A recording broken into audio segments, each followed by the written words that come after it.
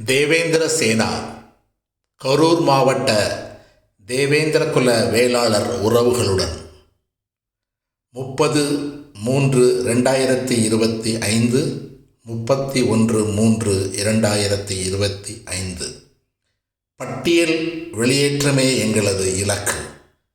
தேவேந்திர குல வேளாளர் சமூகத்திற்கு பிசி இடஒதுக்கீடு வேண்டும்.